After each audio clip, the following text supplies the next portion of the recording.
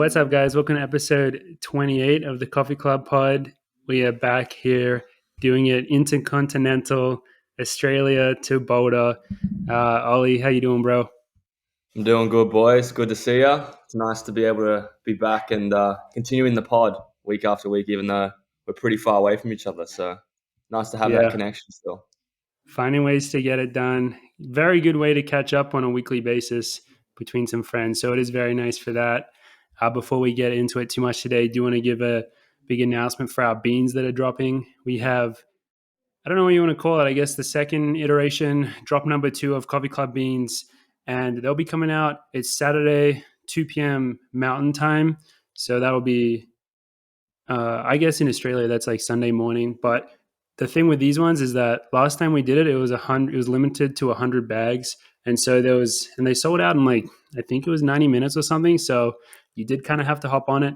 This time we're trying to do it a little different. You can either buy them through just a normal like one-time purchase, or you can actually sign up for like a subscription now. So I think it will offer like a bag every 1 week, 2 week, 3 weeks, 4 weeks, something like that. Like it'll look on the website. And so that's pretty cool. So if you want to support us, hop on, get those beans. I think for international shipping, we're only doing the one-time purchases because we're very new to this stuff, and the international shipping we do not have down yet. But yeah, if you want to support us, buy these beans. They'll go live on Saturday.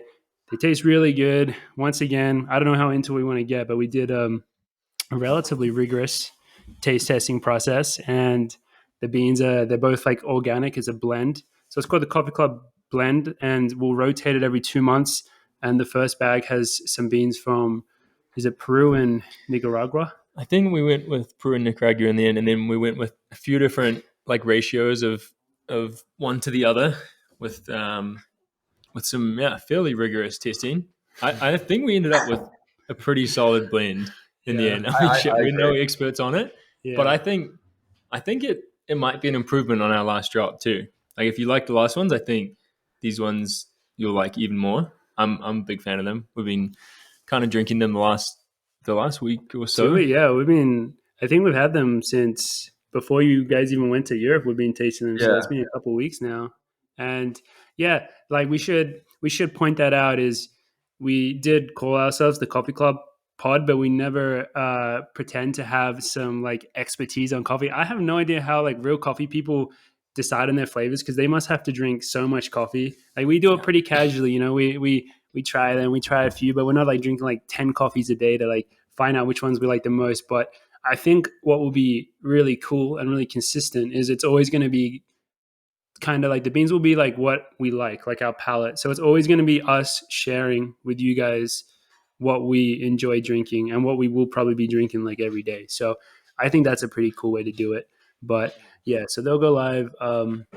If you want to support us, that's a great way. It's done once again with White Bridge Coffee Co., he's based in Madison, Wisconsin, very small. So it's like cool, support small businesses, etc. So that's that. But moving on from that, I think it's apt to do a little roundtable check-in with everyone, because if you tuned in last week, you know that George and I had COVID, Ollie feeling good.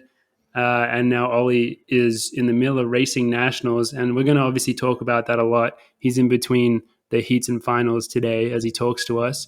But I think we'll start with George and myself, because that's going to be kind of quicker to go through. George, how are you feeling after having COVID for, it's probably like day 8 or something? Yeah. What are we today? Wednesday. Yeah. It's got to be even more than that, which is why I'm still amazed that Morgan and I are testing positive.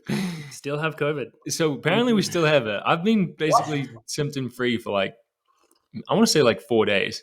Like I think I had a headache up until maybe Saturday, and that was basically all I got.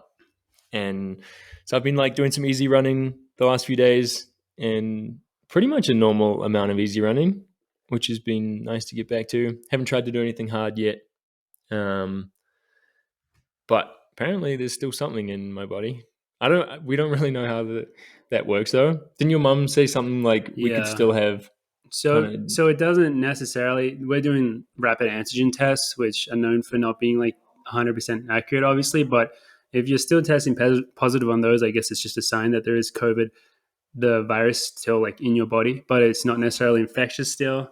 So yeah, it is kind of crazy. I definitely did not think, especially you, because you have been feeling pretty good for a few days now. You're back running and all that. Like I thought you were gonna be feeling good and Me like too. ready to I had go. high hopes for that test. And then, Yeah, well, you were kind of George was kind of banking on it because he wanted to go start getting treatment again today because he had treatment scheduled, and he tested positive. So it's like, oh shit, need to wait another day or so.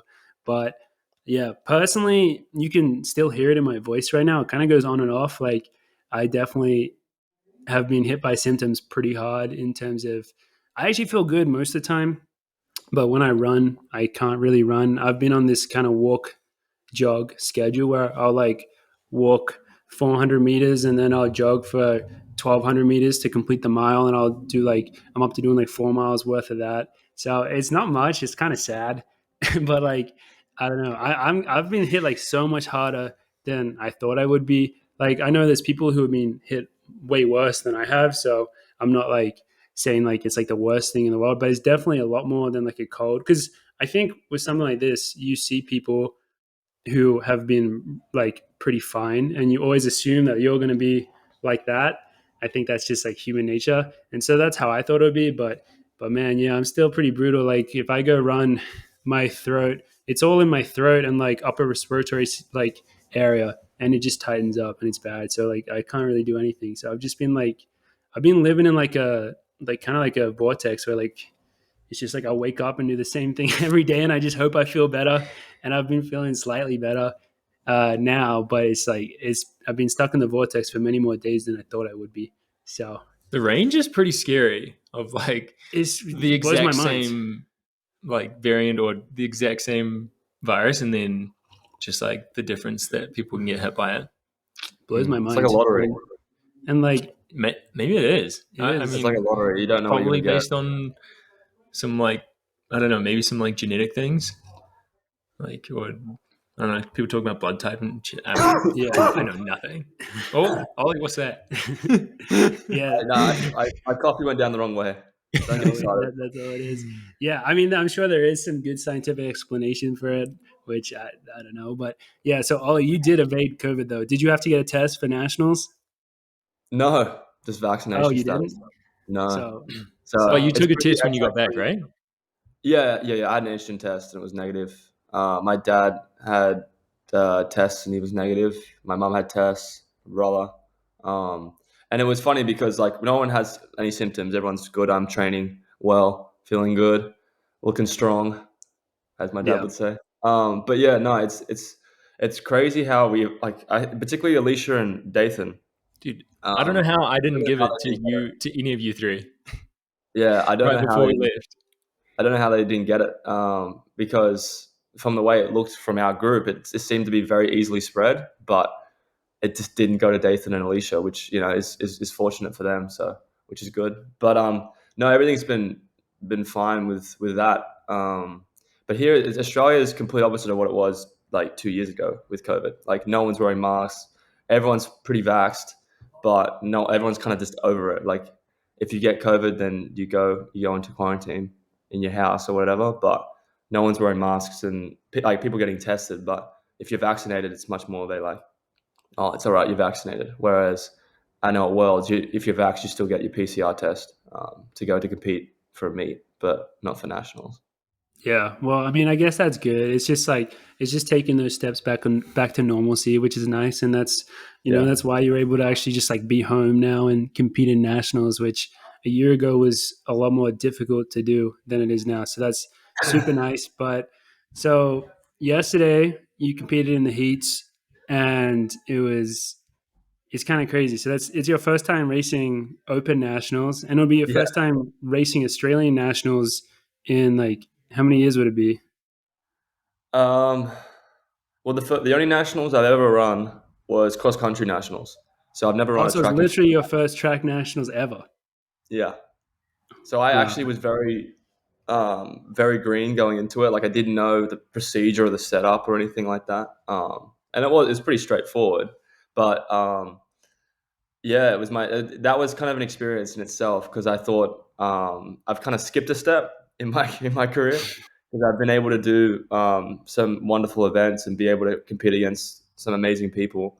And then I've come back to Australia and I'm like, holy crap, this is the biggest event in Australian track and field. This is the national championships. And, I never did it before I left for That's actually college. So insane. it's pretty wild. And like I remember, like, and I had the nerves. Like I was nervous. Like I was in the call room with all the guys and putting the spikes on and the bibs and stuff, and walking out on the track. And it's that nerves. It's like, oh, this is the Australian Championship. Like that to me, it was like, oh, this is what I missed when I was in America. I didn't never did this, and it was a really fun experience. And it was nice to be able to compete against fellow countrymen and like, be a part of it. So it was a lot of fun. Yeah, that's what we were talking about. This we wanted to like emphasize how kind of big of a deal it was because we were like, shit, man. Like, imagine if like you compare it to the U.S. trials, which like we've seen and how big of a deal it is. And it's like you're just so casually racing in like our version of the U.S. trials, and like based on how like tomorrow goes, like you could have qualified for Worlds and the comm games. So it's like it's a freaking big deal. Like it's like yeah, it's the biggest athletics meet in Australia, and like and it is weird because it's like when you're in the US, obviously it's easy to like forget all this stuff is happening back home, but it is like a massive deal. So yeah, well, I guess we just wanted to make sure that everyone knows like this is freaking legit what's happening, and definitely to get behind our boy. And like it's I don't know. You made it look very good though. It goes under the radar super easily over here with if like no one says anything. Yeah. Well, it's funny because Sam Tanner was supposed to run. He was entered in the 1500, but I think he had some issues with COVID, recovering Yeah, from I it. So he actually didn't did see start. that. He said something about having Yeah, having COVID maybe a few weeks ago, a month ago, and not feeling yeah. 100 still. Because That would have been fun to see actually. yeah, 'cause it would have been good comp for him to compete. Obviously Stewie has scratched because of his issues with COVID as well and recovery, which is How about Jai? unfortunate. Jai scratched. He had some Achilles problems, I think. Hmm. So he's just unfortunately dealt with that. So it's honestly it's kind of shitty when you think about it because I mean us three know like we're competitors and you want to compete against the best in the country, and unfortunately like two of the best guys in Australia can't compete for very valid reasons. Like they're sick they're dealing with COVID complications and bad injuries, and it sucks because you want to compete against them, you want to race against them, and that's the main gist of it. But yeah, hopefully they Jai does okay with recovering from the injury, and Stewie will be back running hopefully soon. Yeah. For anyone confused by why Tanner would be entered in Australian nationals, which is probably not very common in the rest of the world, Australia, and I think New Zealand, vice versa, allows like internationals to run, or maybe just New Zealanders to run in No, Aussie champs just Singapore. for. Yeah, The you can be Singapore athletes. it's Yeah, like an open race. that's pretty cool. Yeah. Eh? It's kind of weird though. Anybody anybody There's can over run like it. 50 over 50 New Zealand athletes apparently at Aussie champs this week. Yeah. I went and ran one year, and we would like how Ollie said he'd only ever run cross nationals. Like we would go run Aussie cross every year.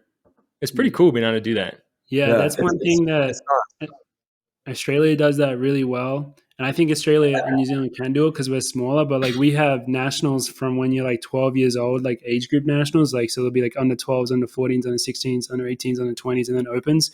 So that whole time, like you're racing against the best kids in the country that are the same age group. And like New Zealand will start coming over at like, is there a certain age? I know under 16, they're definitely there, maybe even younger. Yeah, I think just whenever you want, really. And it's Yeah. like it's pretty sick that like you can actually compete in those events together. And yeah, it's both cross country and track. So that's like it's just like a really cool that like Australia has that, and like you represent your state.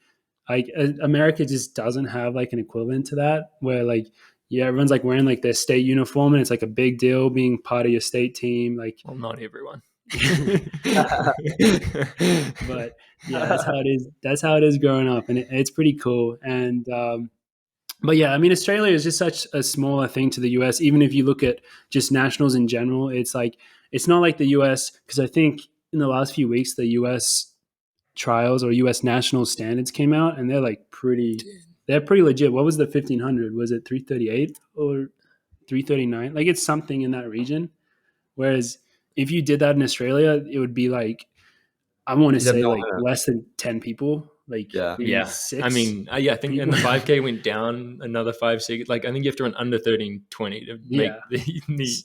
So you can't, it's not the same. So then you watch the nationals and it's an interesting mix of things. Like this is what Ollie's experiencing, where there's like the pros, like the really good elite guys.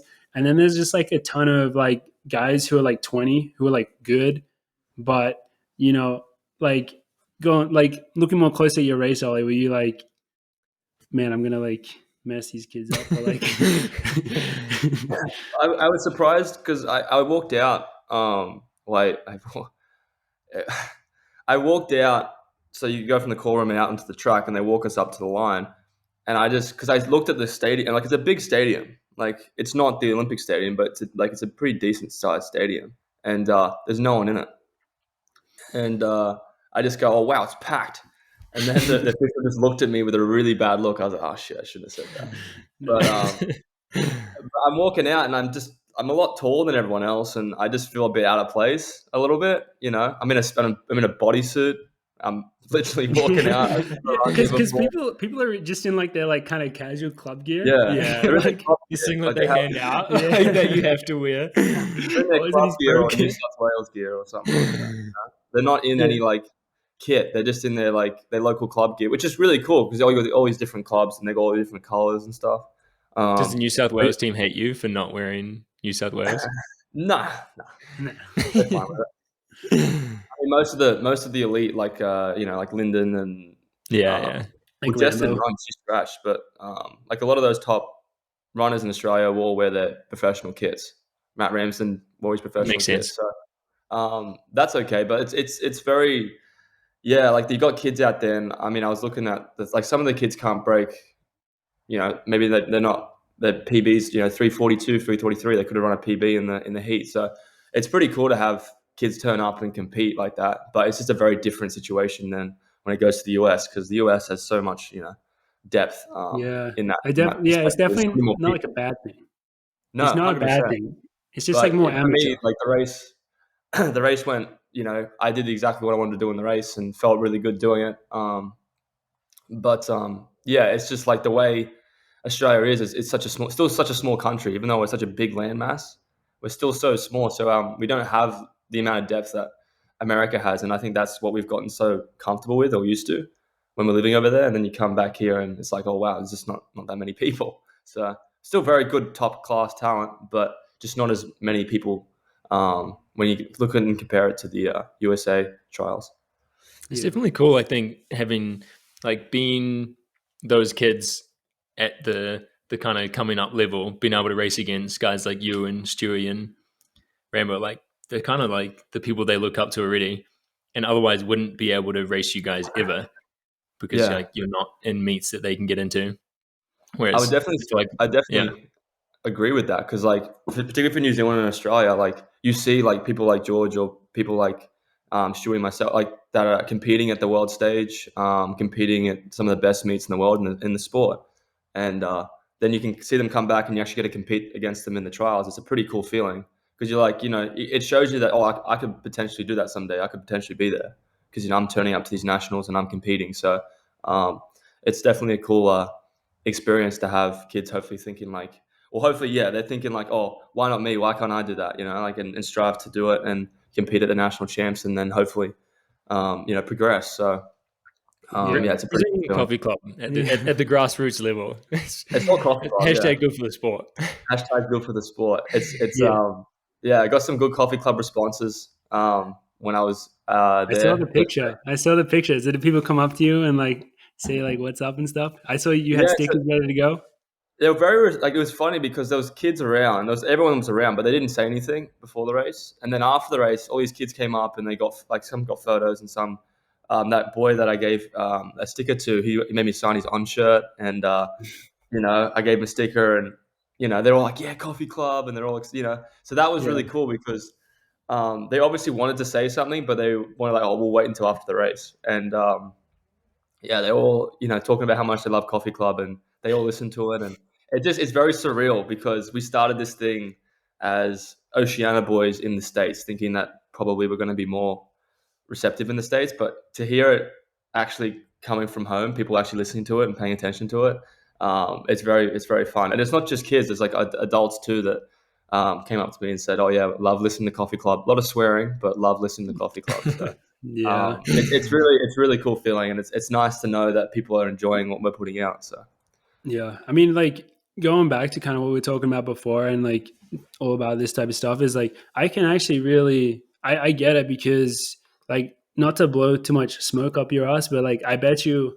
a lot of those people just to have the opportunity to like be in the same race as you is like pretty amazing because I remember not that long ago, I think I competed in open state track. I never competed in open, nationals, but I compete in open states. And like I was racing against these guys who were like big names in this state. And these guys, no offense to them, are nowhere near the name that you are right now. And for me to be in that race when I was like 17 or 18 was like, it just was so special and it was such a big deal. So I 100% think like just having the opportunity to be in that race with you for a lot of these kids, it's probably like really cool for them. And then also I think it's just like, yeah, all these kids are doing it in such a more amateur way where it's like if you were at the US nationals, everyone there pretty much is like taking it really seriously and they're all like, okay, how can I be professional? How can I like make money from this sport? Whereas like you turn up at nationals in Australia and maybe like 5% of the athletes are professional runners and the rest of them are just either in university or they have jobs and they're just like, I love athletics. Like I just want to yeah, do athletics. I have a lot of friends in athletics. It's been my life.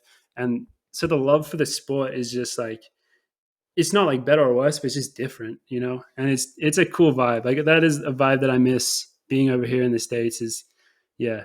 And then you do meet the people that are into it, it means like they fucking love it. Like when you Yeah. meet those kids, like they absolutely love this sport. So yeah, it's I really think nice it's to probably see. really This special. is making me feel like I need to go back and Yeah. do it one Yeah, day. no, dude, that's what I So felt. That's honestly what I felt. Like being able Yeah. to go back and like it's something that I missed, and I'm so glad that I'm able to do it now and compete and be a part of it because it's just like it's such a cool surreal feeling because everyone, regardless of like yeah, like amateur people, just they take it so seriously just purely for like the competition and just to have a good time at nationals, and it's a lovely feeling. It is really good. I'm really enjoying it. I enjoyed it yesterday. Yeah. Do you know who did a really good job of that in their career? And I'm kind of now realizing more is Willis yeah. going Yeah, back and running. Like that dude obviously did not need to go run NZ champs pretty much ever, but he was there regularly. And I remember when I won the under 20 1500 one year, and he won the senior race. And I don't know who he was racing. I think he was like, I think he said beforehand that he was going to like try and PR in the 400, like at the end. Like Really? that was his race plan. It was Sick like kick. yeah, it was, and he ran. I think he closed in like 50 flat or something. jeez, But freaking kids were loving it, and like Yeah. I loved it that he was there. Like I got to watch yeah. his. I think I ran faster in the under 20. Hell I was yeah. pretty pumped about Yeah. that. I remember. Um, Well, hopefully next year's the but year, man. When because like dude, Nick Willis was able to work it out, where he was able to like go back and train for a bit and mhm, bring his family. It's just so far away and so hard. But we're hoping for all the Oceania Coffee Club fans out there. We're hoping that next year we're gonna be able to like actually go down under it's and like true. do a training camp there. So next year hopefully is the year. But should we do a little? I can tell Ollie is kind of like being all modest right now. Should we say how the race actually went? Like. Should we dive into the race? This is a big deal, bro. Ollie, I was trying to nudge Ollie to talk about it, but I know he doesn't want to because it's like he just went to the No, front. I can talk about it. Yeah, no, it was good. I mean, Ritz pretty much gave me the game plan for the heat, saying, look, just stay out of trouble, stay relaxed, and like 600 to go, just wind it up, and stay relaxed. Don't pull any gears unless you need to, like unless it's desperate. And that's exactly what I did. Like, You went like I kind it was pretty windy 58, right? actually. Sorry. You go through 400 and like 58 and then 202 maybe? Yeah, for the first bit, I think. Yeah, it Yeah, slowed down 202 quite through a bit. 800. Yeah, being in those other races with Jakob and stuff, I didn't realize how slow that is when you like slow down like to a Yeah. 64. I was like, Yeah. holy, we're walking right now. So then It's a nice feeling when 202 feels like a walk. Yeah, it felt good, but we slowed down. There was a lot of wind too. But then, 600 to go, I just kind of started to wind it in and felt pretty relaxed going through and just finishing it and making sure that I got my spot for the final. So it was really good for me race wise. I don't know. I think I closed in like a 56 or something, which was nice. So that felt pretty relaxed. I know the final is going to be pretty tough. You know, you got really good guys in there. Rambo is one of them, and a few other young guys coming through. You know, that are keen and probably training really well. So it'll be fun final, and hopefully, you know, come away with a win, and we'll see what happens. Though, yeah, it should be fun. Did you watch the second heat from the track? Did you stay there and watch it? No, well, we were put in the underground section till they cleared the race, and then we just walked up, and then I was getting this guy wanted to get a photo with me. He's wearing a NFL jersey, and he got a photo with me, and then I just walked back to the warm up track. I didn't see the race, but I know I think Rambo won it, and then it was like pretty close. So I was like 2, 3, 4 were like right there. Yeah, the second heat had like, was it 4 or 5 guys coming to the line together, and they're all like pretty good guys, like Rory Hunter, Cam Griffith, Matt Ramsden, Jude, some guy called Jude who's like this really young Australian who's good. I think he's like a bunch younger than us, so I never knew him. But this was Stanisic in that second heat? He was in my heat. Was he in your heat? And Jack Anstie was also in your heat. was in your heat. Yeah.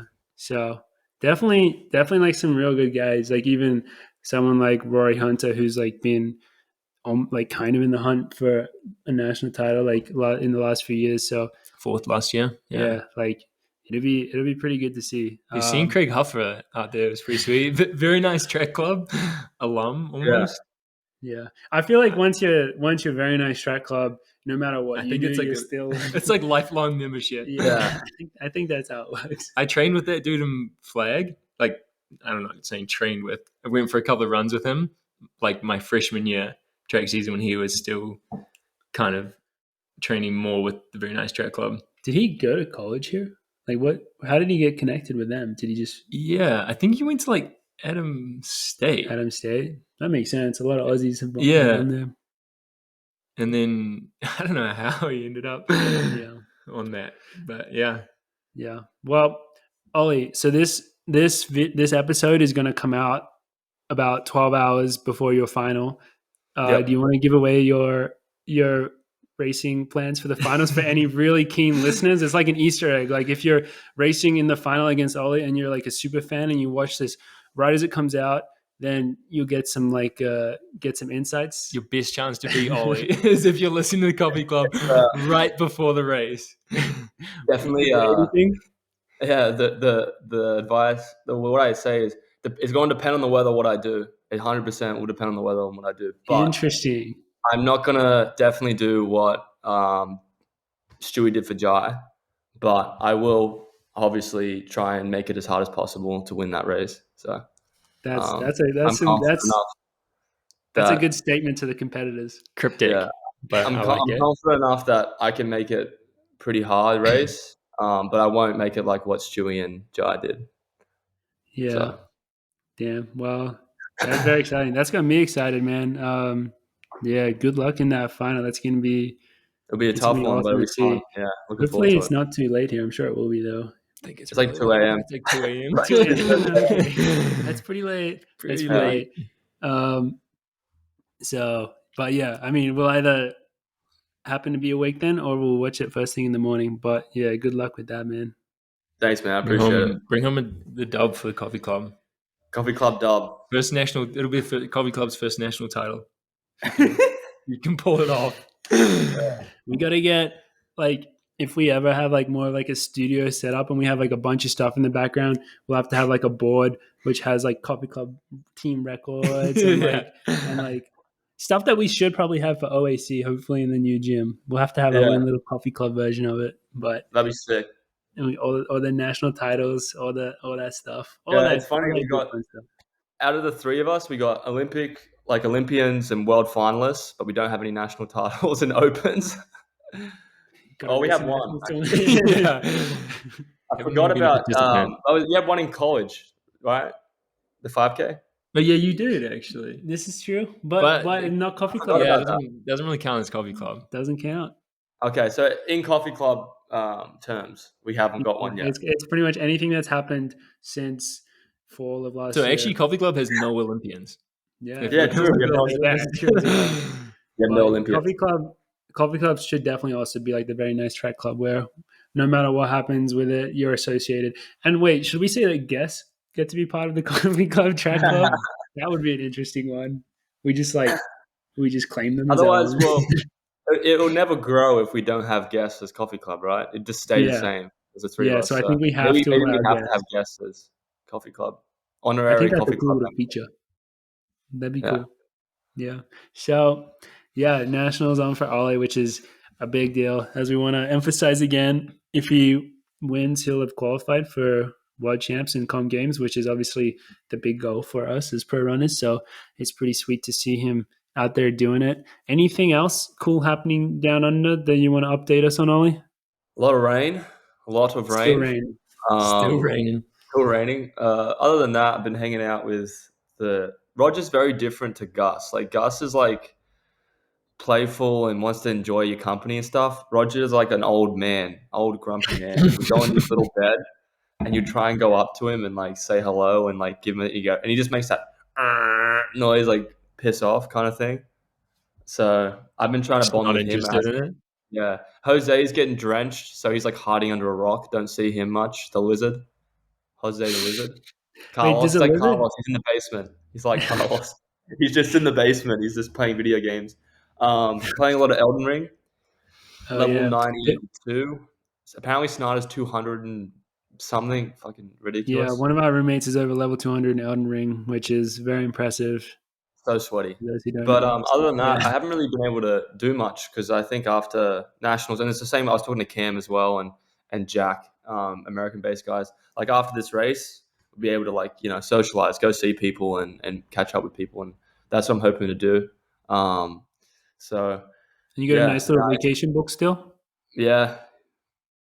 Taking the family away? We're going to a beach house for a couple of days because they Okay. can't get time off work, unfortunately. Yeah.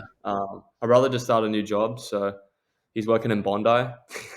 Chris Nice. Chris is That's a working pretty in nice Bondi, area. which is like a very if for Americans that don't know, like Bondi is like a very posh beachy area, whereas Chriso, my brother, like we come from Cronulla, which is kind of still posh, but not as like I would say like Bondi is like the top of like poshness, I would say. You know what I mean? Is Like that it's where the like Aussie version of Jersey Shore was filmed? What's that thing yeah, called? Yeah. And they got like Not Bondi Geordie Red. Shore. That's the British one. Geordie yeah. Shore did a season where they were in Australia. Wait, And really? they were in the That was eastern Bondi. suburbs. I didn't know him. Oh, Eastern Suburbs, yeah. But Yeah. yeah, yeah. So he's working out there, and he's like, I mean, Chris sticks out like a sore thumb probably in Bondi.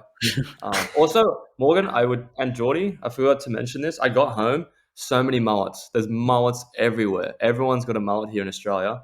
Like literally, Dude, was walking it's so around cool. the track, and there's just mullets, like really good mullets too, like long, thick, curly ones. It's I think unbelievable. especially in track and field, I think globally track and field mullets are very in right now. But I think, yeah, definitely like general pop culture as well for like young kids, like those little Yeah. TikTok kids. I think they're pretty cool as well. Everyone on like the All Blacks and like the New Zealand cricket team, I feel like they've all had mullets in the last like year. It's like a sports person thing right now. It's just fun. Like it's just So like cool. yeah, it's just like you don't take yourself too seriously, but also it actually looks good. It looks Like good. Yeah, some if people look you're into really them, good. not all girls are gonna and guys, I guess, are gonna agree with that. But Dude, the I think AFL players though, some of them are like really good looking guys, really fit guys, and they've got this massive long blonde mullet, just like beautifully like just flowing at the back of the neck. It's just like unbelievable. So it's so like Oceania, like it just reminds me of like Australian New Zealand culture. It's awesome. yeah, talking about AFL, just a quick little thing because last week you mentioned that you might go to an AFL game and then Oh you yeah, didn't, and your brother. And what happened in that game? I think anyone listening should look it up because it was like the craziest thing ever. Just look so up crazy. like Buddy Franklin a thousandth goal, and so AFL is Australian Football League for anyone who doesn't know. And this guy scored his career 1,000th goal, which is, I guess, I'm not a big AFL person, but I guess it's like a generational like achievement. Like it's a massive deal. And there was 7 minutes to go in the game when he did it, and everyone stormed the field. And they were on the field for like 10 minutes, and there was still like 7 minutes left in the game. And people were running on the field before he'd even kicked his goal. Like as he went to kick it, Yeah. and like they knew it was going to go in. Like it's like probably the coolest sports spectacle that I've ever seen. Top Australian sporting moment at home too, because like I think he had to score 4 goals in the game to get it, so they weren't sure if he was going to get it or not. And my brother said, because my brother went on, he stormed the field, and it was with all his mates, and he said apparently they were all like lining up, like literally it was like a track start. They're all lining up with their like leg like this, ready to go. And they said when he kicked it, it just looked so clean. All my brothers and his mates was like, now, and they're jumping over the thing, and they're just all sprinting in. Everyone's grabbing everyone, and it was pretty funny because there was some Geelong people that also, who were the opposition to Buddy, who kicked the goal. Opposition fans were jumping on too. And my brother was just yelling at them and heckling them. He's like, yeah, fuck you, like all this sort of stuff. But it was very funny. And apparently also, some of the Swans people, because they were trying to push everyone out, it's taking like half an hour to get everyone to go back into their seats or get the players going again. Some of the players, Swans players, got pushed outside the stadium. So they had to go all the way back around to get back into the stadium for the game. That's hilarious. Yeah, so there's a lot going on. I can't imagine anything like that ever happening in like American sports. Like it's just like because everyone's kind of chill about it. It's like cool about it. Yeah. So the announcers just calmly asking, like, "All right, could everyone please return to their seats? There's still 7 minutes to go." Yeah, like, they just knew they couldn't do anything beer about everywhere, and like there's this beer and cigarette, like this everything got like this. Yeah, just everyone having a good like time. in America, they have all the security, right? They have all like the guards with the guns and stuff, like police. Whereas I don't think they had much of that at the stadium. It's just overwhelming. It's pretty funny. Yeah, anyone listening who wants a little taste of our culture, go YouTube, Google Buddy Franklin 1000th goal, and it's just amazing to see. But awesome. Yeah, with that, I think so. This week we requested Q&A questions, and George has been going through them, and it is a mountain of. I probably got through like half of them. Yeah, but thank you to everyone who sent them in. We've got Q&A lined up now for like the rest of the year, probably. I think so. Maybe the rest of our lives. But yeah, so we're gonna start delving into some of those because over here in the US, like not really much happened in the sport this week, so we didn't really have much to talk about. But there's some more quickfire ones to start off. And the first one was Will Bryant wanted to know George's hair routine, and I'm sure like Will was the one who asked the question, but I'm sure like there's probably hundreds of kids out there that would love to know. thousands probably. I'd like to do thousands. Both guys and girls would love to know your hair routine. It is rigorous, rigorous hair routine. I haven't washed my hair in probably like 5 or 6 years. That's the routine. The routine is never to wash it. Genetics. Or conditioner or anything. Yeah. So I do absolutely nothing. That's the routine. That's such a letdown for these kids. I know. They think they can get the shorty hair and they can't. It's just like, genetics just won't let me do it. Yeah. There's no secret. You go back and have your parents. Wait, do you reckon it comes from your dad's side or your mom's side? Good question. Yeah. My dad has hair, which is a good thing. Although apparently, so I'm not going to go bald, hopefully. But I think baldness comes from they say your mum's dad or something. That's what I heard as well. Skips a generation. Also has hair, and he's 97. That's a very good sign. So I think it's all genetics. Yeah. Sorry, Will. Sorry. Will. The next one comes from Shay. Is that how you say that name? I think so. Shay Brandon. Do you all take supplements other than Mountain Dew? So, Ollie? I actually forgot to mention this. I was walking after finishing the heat, and a kid had a Mountain Dew bottle. He said, "Do you want to finish this now or after the final?" I said, "Give it to me after." That's amazing. Thank you so much to whoever that kid was. Yeah, I literally brought a Mountain Dew bottle to the track. Do I take supplements? Yes. I take a supplement of love. Supplement of caring. No, I take vitamin D and iron. I feel like that's it's been pretty standard for me for a few years. And then Mountain Dew as well. I've been taking a bit of magnesium as well, but not as much anymore. I feel like I probably should, because I think it helps with my sleep and my joints and bones or whatever. I don't know what it does, tendons or something. I don't know, George, you probably know. But other than that, that's all. Magnesium's good. Yeah. Yeah. You want to take it next, George? Yeah. That Mountain Dew thing, that might start to become more that's your second time. In California, some kid had a can. Yeah, I saw Mountain a Dew can. trolley I too. want to get a deal, man. I want a deal. Mountain Dew, Bring hit the me up. Mountain Dews to Ollie, man. If you Hit see me him at up. Pack Meet. Free product. Yeah. Similar to Ollie. Iron, vitamin D, magnesium. Yeah. I think that's it. We're pretty chill with our supplement regimes. Like we get blood tests, like liver. We started eating liver. So it's basically a supplement. So shout out to our good friends, member of the coffee club, track club, Harvey Nelson.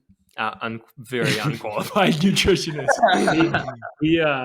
He gives us nutrition advice sometimes, and he said to start eating liver because it's like just full of like a lot of good stuff. So we eat chicken liver in our bolognese, and we recently tried beef liver this week because he told us that a lot of his teammates that had COVID, they came back and they had bad, like weird blood stuff going on. Yeah, like low B12 and iron, I think. So yeah, we wanted to recover from COVID, so we trashed some liver. It was when we ate it the first time, like fried on its own, and it was like it wasn't good. It wasn't great. But I made damn good bolognese the next time. You made I think that's just the way. Nailed the liver, like that bolognese is freaking you good. You just gotta hide it in some bolognese. You just don't know. It's just like, it's just bolognese, bro. Also the thing is that liver costs like $3 a pound. Like they just if you go to the right place, like a butcher or like Whole Foods or whatever, like they just give it away. So, and it's so healthy. So that is actually a little pro tip for anyone who's wondering. But in terms of supplements, kind of led in from supplements into a good cooking diet. Yeah, but I'm the exact same as these guys. I take vitamin D during the winter because I had low vitamin D, and then I occasionally take iron, but I think I get most of my iron like pretty well from just food, and that's it really. Like nothing too crazy. We do collagen as well. Yeah, I was gonna say, is collagen a supplement? I haven't taken collagen in a few months. I should probably get back on that. I'm pretty sus of like a lot of the supplement industry because it's just like the supplement industry is a huge freaking. It's just a cash cow. It's such a scam.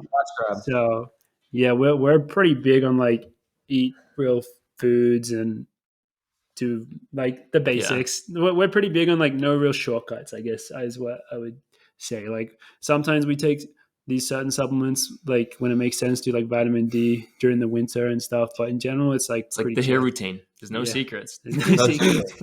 It's just genetic. Yeah. So yeah, that's our supplements. Nothing too crazy. This is a quick one from Maggie's when I'm racing, and the answer is I have no idea, because at one point I thought I was gonna be racing.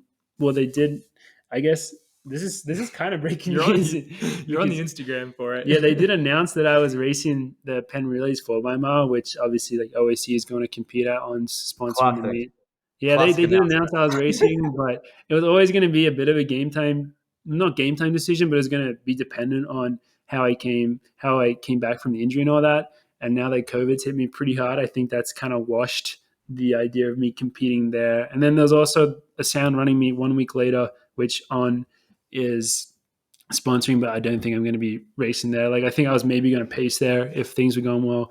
But yeah, unfortunately, there's no concrete answer to that question. It's just like, hopefully I'm racing a lot in the second half of the season, I guess is what I'll say. If things go well according to plan, then that's what I'll be doing. So yeah, that's the answer to that one. And okay, this was a question from Noah, and we haven't talked about this in a while, so I wanted to bring it back up. How do you play indoor bocce? You gotta have a big different to outdoor bocce. It wouldn't be different to outdoor. I think we just essentially made up our own bocce rules. Yeah, in a way. So if we played it outdoors, it'd be the same. But what's special about our indoor bocce is that for anyone who doesn't know, we would play it in our basement, and we didn't play as much since I broke like a TV, like a $700 TV, so we kind of stopped playing. But we would play 2-on-2 bocce, and it was like really fun. And like what was unique, I guess, is that in our basement there's like a lot of stuff in the way, like tables and couches and all that. And Gimli's like a cat tower tree, thing. A cat tree, but everything was fair game. So you would throw the white ball out, and then you could like try put it in a nook. A favorite was going either around the corridor or up the stairs, and then everyone would have to play for that. So that's probably what made it unique. It's pretty much always me and Snides versus Morgan and Ollie. Yeah. We had like a big tally going of that series. I think we're doing a best of 7, best of 7, best of 7, and I think the score was probably like 5-6 or 5-7 games when we stopped. I think Ollie and I were down a few games, but yeah, there was some good back and forth there. So I do recommend indoor bocce. It's a pretty basic game, but the next Q&A, this is more of like a real question. I mean, the other ones have been real questions, especially the supplement ones, but this one I think is going to be a little bit more personal, and it comes from Katie Burgess, who I've never met her, but she's like a pretty big graphic designer for a lot of the running stuff now. So check her out on Instagram. Her work is like super cool, and hopefully we'll get to do something with her at some point. But she pretty much wanted to know like what we all did in college and kind of like what our interests were outside of running, like just our life interests. And so kind of like if we weren't running, what we would be doing / I guess what we would like to do once we finish running. And that's obviously like a pretty hard question, but I think it'd be interesting for us to all go through like kind of where we come from in that regard and where we're going with the idea that hopefully we're all running for like as long as we can. I think that's all our goals is to run for another like 10 years or whatever, but you never know what happens in this sport. I mean, I've thought about this one a bit since I wrote the question down, so I can start off if you guys want to get your thoughts together a bit. But in school, I was a finance major, but I knew that in my last 2 years, like I wasn't interested in finance at all. I was kind of like, I was just doing it because I did have some interest in it at some point, and I didn't want to do something here in America that wouldn't be potentially useful back in Australia. And so I knew finance was a useful major to get. But yeah, by the end, like I was not caring about finance at all, and I kind of knew I was going to run. So that was obviously part of it as well. But I've definitely changed a lot since becoming a pro runner. It's been 3 years for me now, 2 or 3 years, I guess. And I'm obviously like a lot more into like marketing and like media stuff now. So I try and work on those skills a lot. So that's like my big hobby and like something that I would like to consider doing. Like if I wasn't able to run anymore and I had to get a job, I would definitely like to try get a job in that area. Like it is kind of like a passion now. But yeah, with that said, I don't know where I'll be by the time I'm done running. So who knows if that's still going to be a possibility. But yeah, I guess that's probably almost for all three of us now. We're involved in the media side of it, which is kind of weird. I don't think any of us really expected that. But yeah, that's kind of my answer, I guess. Yeah, this is a tough one. I mean, I'll go next. I don't know how I feel about this question. But I mean, I did civil engineering and a math minor. But honestly, I don't think I knew what civil engineering was when I chose it. Fair enough. It was just like I just did like a bunch of physics and calculus and stuff in high school, and I could do it, and it like leans towards an engineering degree. I'm not sure how well informed I was. It is crazy to think about that, like how little you know. Because I was a maths person in high school as well, but I was like, that didn't mean engineering in my mind. I was like, I guess just a lot of my mates did engineering. Yeah. I did engineering. And it's literally like, I mean, I enjoyed a lot of it, but I also was like, and I don't know if like this is what I want to do for the rest of my life. And so I like tacked on some maths because I liked those classes. But yeah. could you see yourself like if you had to go get a job like today or in the near future, would you be applying to engineering jobs? That is a great question. I have like bad experience with that just because like a lot of my mates who graduated like because I did 5 years like back home and even in flag as well, like got engineering jobs and we're like, bro, this kind of sucks. And then like are now doing different stuff. Yeah. But it is like reasonably versatile degree in terms of learning and stuff. I know I was gonna go if I stayed and did a COVID year, I'd applied to do a forestry masters. Classic Like NAU. I can see you in the bit, actually. But I'm definitely more interested in like the like I don't know the nature side of everything. Like, that's part of the reason I did It's hippie, engineering bro. about Hippie. soils and water and stuff. So you could like go back to school and do more like environmental stuff potentially. I'd think about it. Yeah, That'd be cool. That'd be cool. maybe be a master of the forest. It's also just a cool sounding freaking degree. That's pretty cool. But then I didn't obviously do that. Yeah. Yeah. It's such a different life to think about like doing that compared to I don't know. I'm pretty scared that like by the time we've all experienced the taste of being pro runners, I think almost every job is gonna be a very hard life change compared to just how lucky we are to have what we have now. So I'm definitely scared of that one, but I'm terrified. but it seems how like a lot of see myself runners get into surviving. coaching yeah, to stay in the sport. But I don't know if I don't know how I feel about staying in the sport after. Hard to know. I had this talk with my dad and a couple of his mates. Like it was interesting because you want to stay in the sport because you want to be a positive influence on like if you have like a good resume of what you've succeeded in the sport, you want to give that back to the community and like hopefully help other generations kind of rise to the occasion and be better. But then also you just don't want to deal with the bureaucracy and like a lot of other stuff where you're like, I'm just done with this. I just want to move on in my life and I want to be able to do other things. So it's like, it's an interesting question to have. Like you want to kind of, you don't really want to have 1 foot in, 1 foot out because it seems like you're not really aloof. You're not really there. But then you want to be like a part of something that's been a big part of your life and hopefully help people achieve their goals as well in some way. If you can give them advice or I don't know, something to well, help yeah, them. we're all going to have a ton of experience that'll be beneficial to someone like in the sport by the time we're done. So yeah. That's an interesting like aspect of it. Cause like I do not see myself surviving in the real world. I honestly don't think I could survive. Like my brother, to give him credit, like my brother's like one of the funniest guys I know, and he's like this doesn't seem like he takes anything seriously, but he's really good at his job. Like, and he works so hard, and I have so much respect for him for what he does because I just don't think I could physically do it. Like he wakes up every day at like 5:30 in the morning to go to work, and he's working like pretty hard labor intensive jobs. He's also gone to TAFE. He's all got a uni degree already. Like he's just got all his qualifications in this classroom as well as like out there in the real world. So it's just like tempting for me to be like, I'm just sitting here recording podcasts with my mates and running around a track. Like, you know, it's just like such a different.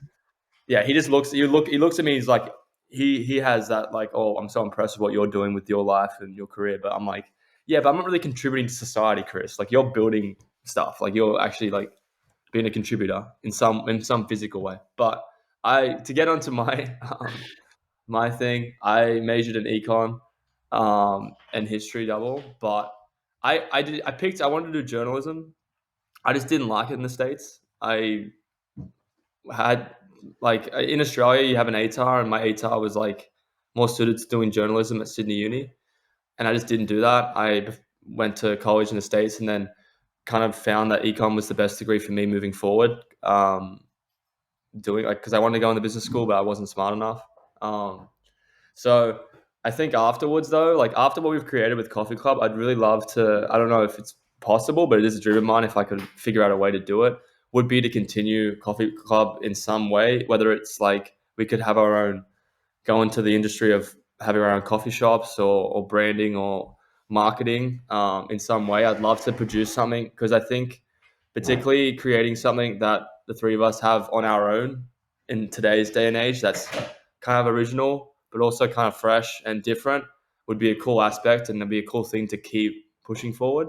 So I'd love to do that, or I'd love to work with my econ degree. I'd love to work with marketing and with a brand, helping helping market something, or even with Geordie, he said to work with being the man of the forest. I'd love to work with like renewable energy or like environmental costs on in econ, some sort of way like that.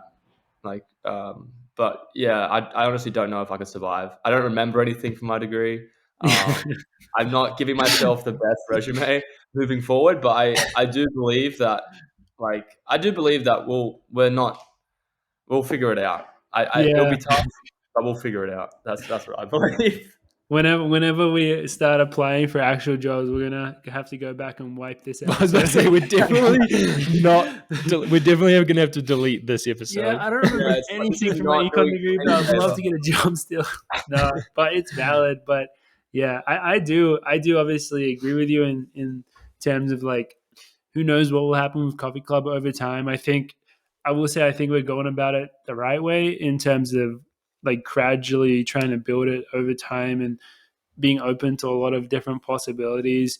And no matter what happens, like, we try and bring our flavor to it and try and like promote the sport, especially in like a very positive way, and bring enjoyment to people. And I think that's something that's always going to be valued. So I don't know exactly what form it'll be in the coming years, but I would love like for that to keep going in some way. And maybe it does become a job at some point, who knows? But at the very least, I do know that I think that we do get good experience through doing this to potentially move into something else in the industry. Like you said, like a marketing. I think all of us have talked about like working for On. I think a lot of people would like to work for the company that sponsors them because you have those relationships. So who knows, maybe we'll be working marketing for On. We'll be based in Zurich or something eventually. I think that's like something that I've definitely thought about would be really cool. So yeah, it is interesting to think about that. It'll be interesting if we go back to school, any of us. I know teammate Klex Mex, Joe Klecker, is currently applying for a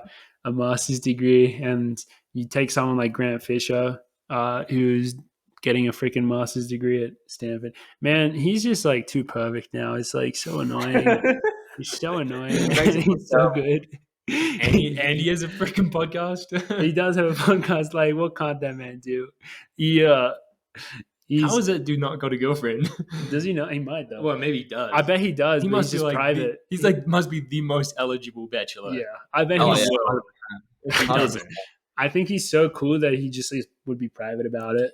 yeah, true. That's how. We could ruin that for him, though. We could ruin that for him. We could do a segment called Grant's Girl, and what we'll do is we'll get people to come onto the pod, and we'll like try and like see, okay, what can you bring to this relationship? Like a dating show. This Yeah, is true. He's obviously too busy. Yeah. He's too busy. And we'll do the middle ground for him. We'll take care of do the it. middle stuff for him. And then Yeah. like if that girl's got what Grant wants, then Grant can go, yeah, let's go on a date. And we can like be it's like the Bachelor or whatever. I don't know. We'll just be the intermission guy. We'll like filter out what Filter out Grant all requires. Yeah, let's get through it. And so anyone who's listening, message Grant and tell him about our new segment idea, and tell him that we'll find Grant's him. Girl. Grant's Girl. And we're taking applications starting immediately. Want to date Grant? DM us and we'll try and make it happen. That's a great idea. Man, always in ideas, man. Yeah, I think, man, that answering that question was actually very interesting and very informative. I think that's kind of it for today. Have we got anything else we want to talk about? How's Gus doing? I don't know how my boy's doing. He's doing pretty well. I don't know if he belongs to you anymore, bro. Oh, really? So he's really attached to Avery. Like, he really likes Avery. Really? It's because he probably thinks Avery's me. Is Avery in my room? That's what we said. We're pretty sure that he thinks Avery's you. And yeah, I mean, I guess that's still positive for you, though. If he thinks Avery is you and he's giving Avery all this love, then it's the same as the love going to you, I guess. He still loves you. He's got a lot of love to give. Right. Yeah, no, he's doing good. His belly's getting closer to the ground. Like, that's the way really? he's growing. He's just getting like, he's becoming more of a bigger barrel. But his spirits are high. He's been enjoying just having like everyone at home all the time, I think. That's So good. That's yeah, good. yeah, does miss you though, I'm sure. But yeah, I think that's it for episode 28 then. Knocking off another week. As I mentioned at week. the start, the coffee beans coming out this week. We'll talk about it going forwards more. But yeah, if you want to support us and drink the same beans that we're drinking, then please, you can find them on our website. You can find the links to get them. Ollie, good luck again. Go crush it out there. We're going to be cheering for you. The whole Coffee Thanks, Club boys. fam is behind you. So, yeah, I think that's it. Thanks, everyone, for listening. Thanks, guys.